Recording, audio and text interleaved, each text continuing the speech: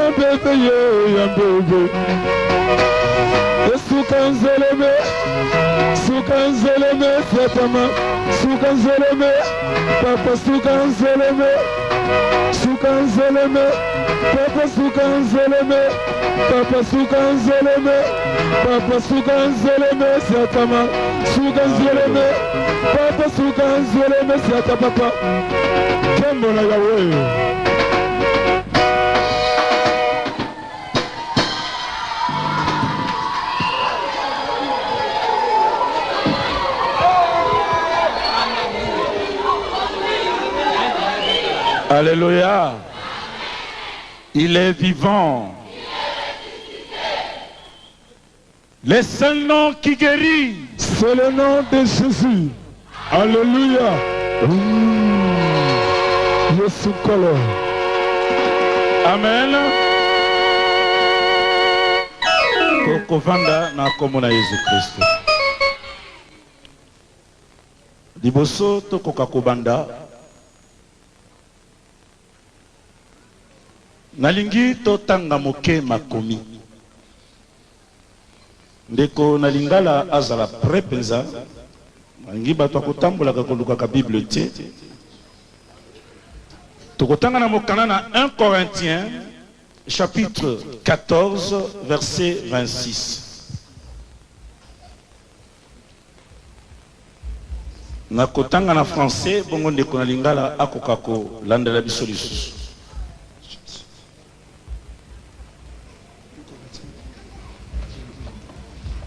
1 Corinthiens chapitre 14 verset 26. Frères, sœurs, nalingotia pizamatoi. Que faire donc, frères, lorsque vous vous ensemblez les uns ou les autres?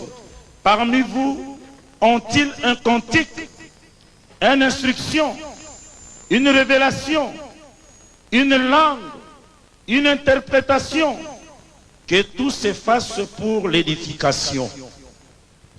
Bongo nini bandeko ekuyanga na kabino moko na moko azali na loyembo na liteyo na emoniseli na liloba ndenge na ndenge na kolimbola na yango yonso ezala mpona kolendisa bato.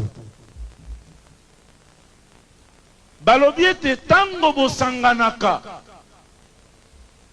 oyo aza na nzembo oya ko pesa batu ba instruction oya zali koloba minoko na sika oya zali ko interpréter mais nyonso tu eko ko salema pona édification po ete bana na Nzambe bayeba kokola kati na nzela na Nzambe. Amen.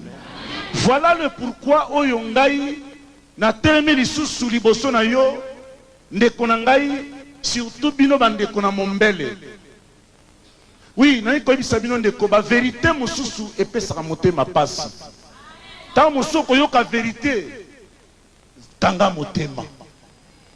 Po te sengeli vérité lobama po te ngai na yo tobika. Amen. Na yawa pona bomba temi na yawa pona kotatola monene na Nzambe. Dit amen. Yangwana ndeko na ngai soki totangi lisusu na mokana Ecclésiaste na chapitre 7 na verset 8, Bible lobi na biso, vaut mieux la fin d'une chose que le commencement. Et bandeli ezali malamu kasi sukande eleki malamu.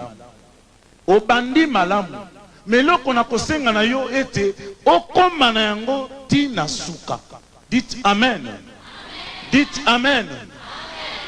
tokanga miso na biso bondela litika na maboko na Nzambe boko bondela elongo na ndeko na biso Blaise botika témoignage pour na maboko na Nzambe to bondela. Alléluia. Éternel notre Dieu, papa na biso zali kolo, papa na biso zali Nzambe Seigneur, papa na tiki tango Père de gloire linko lobela biso na maboko na yo papa po tu lobete libota na bako yeba mbobele bosolo na nzela na yo Seigneur.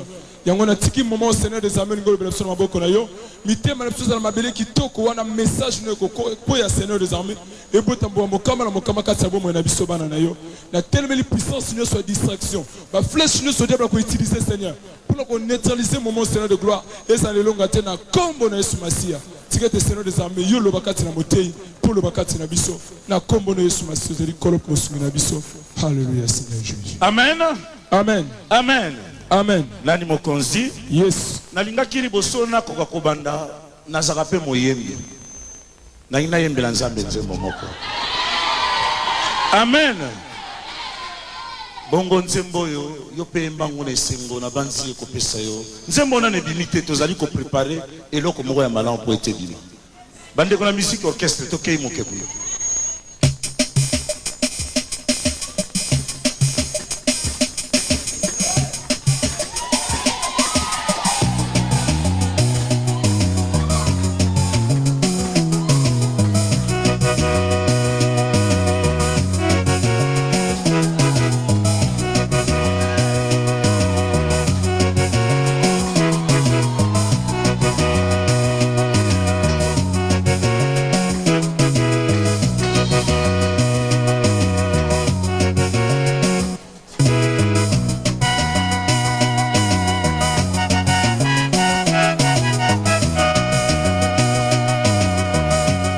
Alléluia.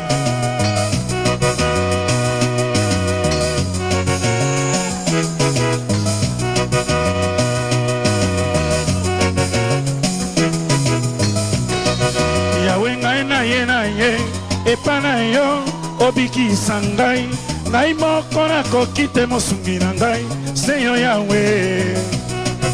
Yahweh ngai na ye epana yo obiki sangai ngai moko na kokite mosungi na ngai Seigneur Yahweh. Yahweh ngai na ye epana yo obiki sangai ngai moko na kokite mosungi na ngai Seigneur Yahweh. Oui, sans toi Jésus, oui, sans toi Jésus, sans toi je ne peux rien, je ne peux rien Yahweh. Oui, sans toi Jésus, oui, sans toi Jésus, sans toi je ne peux rien, je ne peux rien Yahweh.